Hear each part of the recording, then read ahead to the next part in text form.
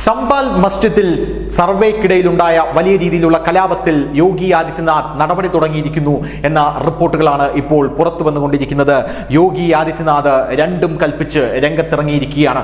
നമുക്കറിയാം, സംബാൽ മസ്ജിദിൽ നവംബർ 24-നാണ് വലിയ രീതിയിലുള്ള കലാപം പൊട്ടിപ്പുറപ്പെട്ടത്. സംബാൽ മസ്ജിദിൽ സർവേക്കായി വന്ന ഒരു ടീം ഉണ്ടായിരുന്നു.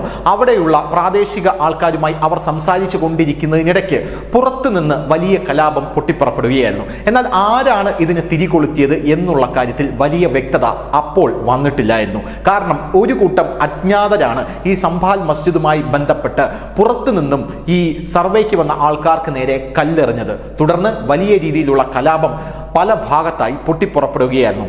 ഇപ്പോൾ നമുക്ക് മനസ്സിലാക്കാനായി സാധിക്കുന്നത്, യോഗി ആദിത്യനാഥിന്റെ കൃത്യമായിട്ടുള്ള ഇടപെടൽ കാരണം ഒരു കലാപം, അതായത് മറ്റ് സ്ഥലങ്ങളിലേക്ക് കൂടെ വ്യാപിക്കേണ്ട ഒരു കലാപം എങ്ങനെ ഭംഗിയായി കെട്ടടങ്ങി എന്നുള്ളതാണ്. സംബാലിൽ യോഗി ആദിത്യനാഥ് ആദ്യം ചെയ്ത പണി എന്ന് പറഞ്ഞു കഴിഞ്ഞാൽ ആ പ്രദേശം പൂർണ്ണമായി കെട്ടിയടയ്ക്കുക എന്നുള്ളതായിരുന്നു. അതായത് ആ ജില്ലയിലുള്ള നേതാക്കൾ മാത്രം ആ പ്രദേശം സന്ദർശിച്ചാൽ മതി എന്നതായിരുന്നു യോഗി ആദിത്യനാഥിന്റെ ആദ്യത്തെ നടപടി എന്ന് പറയുന്നത്. ആ ജില്ലയിലുള്ള നേതാക്കൾ MP-മാരായിരുന്നാലും MLA-മാരായിരുന്നാലും അവർ അവിടെ സന്ദർശിച്ചാൽ മതി. അങ്ങനെ സന്ദർശിക്കുന്നവർ യഥാർത്ഥത്തിൽ ആ പ്രദേശത്തെ പ്രശ്നങ്ങൾ കെട്ടടക്കാൻ മാത്രമേ ശ്രമിക്കുകയുള്ളൂ എന്ന് യോഗി ആദിത്യനാഥിന് അറിയാമായിരുന്നു. പുറത്തു നിന്നുള്ള ഒരു നേതാക്കന്മാരെയും അവിടെ മുതലെടുപ്പിനായി യോഗി സമ്മതിച്ചില്ല എന്നുള്ളതാണ് പ്രധാനപ്പെട്ട കാര്യം. മുസ്ലിം ലീഗിന്റെ നേതാക്കളായിട്ടുള്ള ET മുഹമ്മദ് ബഷീർ അടക്കം അവിടെ വന്നിരുന്നു എങ്കിലും അതിർത്തിയിൽ നിന്ന് തന്നെ ഇവരെ കണ്ടം വഴി ഓടിക്കുന്ന കാഴ്ചയാണ് നമുക്ക് കാണാനായി സാധിച്ചത്. പിന്നീട് രാഹുൽ ഗാന്ധിയും പ്രിയങ്ക ഗാന്ധിയും എല്ലാം പതിവ് പോലെ അവിടെ എത്താനുള്ള ശ്രമം നടത്തിയെങ്കിലും അവർക്കും കുറച്ചു ദൂരം മാത്രമേ കടക്കാനായുള്ളൂ. സമാജ്വാദി പാർട്ടി അവർ മാർച്ച് തുടങ്ങാനായിരുന്നു. പക്ഷെ മാർച്ച് തുടങ്ങുന്നതിന് മുമ്പ് യോഗി ആദിത്യനാഥിന്റെ പോലീസ് അവരെ തൂക്കിയെടുത്ത് ജയിലിലാക്കുന്ന കാഴ്ചയാണ് നമുക്ക് കാണാനായി സാധിച്ചത്. കുളം കലക്കാനായി യോഗി ആദിത്യനാഥ് സമ്മതിച്ചില്ല എന്നുള്ളതാണ് ഇതിൽ നിന്ന് നമുക്ക് മനസ്സിലാകുന്ന കാര്യം എന്ന് പറയുന്നത്. ഇനി നവംബർ 24-നാണ് ഈ കലാപം ഉണ്ടായത്. ഈ കലാപം ഉണ്ടായതിനു ശേഷം വലിയ രീതിയിൽ ഈ കലാപം ഉണ്ടാക്കാൻ ശ്രമിച്ചത് ആരാണ് എന്ന അന്വേഷണത്തിലാണ് വലിയ വലിയ സത്യങ്ങൾ പുറത്തു വരുന്നത്. പാകിസ്ഥാനിൽ നിന്നുള്ള കാട്രിഡ്ജുകളും കിയോസ്കുകളുമാണ് അവിടെ നിന്നും കണ്ടെടുത്തത്. അതോടുകൂടി ഈ സമരത്തിൽ അല്ലെങ്കിൽ ഈ കലാപത്തിൽ പാകിസ്ഥാനുള്ള പങ്ക് വ്യക്തമായി എന്നാണ് പോലീസ് പറയുന്നത്. നവംബർ 24-ന് കലാപം ഉണ്ടായതിൽ 1.5 കോടിയുടെ നാശനഷ്ടമാണ് ഇപ്പോൾ അവിടെ കണക്കാക്കുന്നത്. ഈ നാശനഷ്ടം എല്ലാം കലാപകാരികളിൽ നിന്നും പിടിച്ചെടുക്കാനാണ് യോഗി ആദിത്യനാഥ് ഇപ്പോൾ സർക്കാർ ഭരണസമിതിക്ക് നിർദ്ദേശം നൽകിയിരിക്കുന്നത്. രണ്ടാമത്തെ കാര്യം, സ്വകാര്യ സർക്കാർ വസ്തുക്കളാണ് അവിടെ തകർക്കപ്പെട്ടിരിക്കുന്നത്. 1.25 കോടി രൂപയുടെ മാത്രം നഷ്ടം റവന്യൂ വകുപ്പിന് ഉണ്ടായിട്ടുണ്ട് എന്ന് നമുക്ക് മനസ്സിലാക്കാനായി സാധിക്കുന്നുണ്ട്.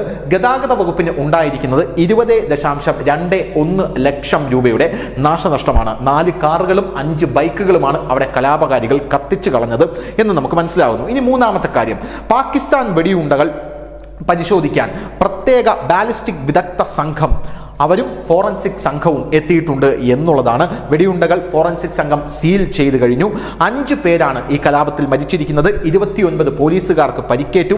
പോരാത്തതിന് 2750 പേരാണ് കലാപത്തിന് നേതൃത്വം കൊടുത്തിരിക്കുന്നത് എന്ന് കൃത്യമായി മനസ്സിലായിട്ടുണ്ട്. ഇവരിൽ ഭൂരിഭാഗവും അജ്ഞാതരാണ്. ഈ അജ്ഞാതരെ തിരിച്ചറിയാനായി CCTV ദൃശ്യങ്ങളെല്ലാം വ്യാപകമായി പോലീസ് പരിശോധിച്ചുകൊണ്ടിരിക്കുകയാണ്.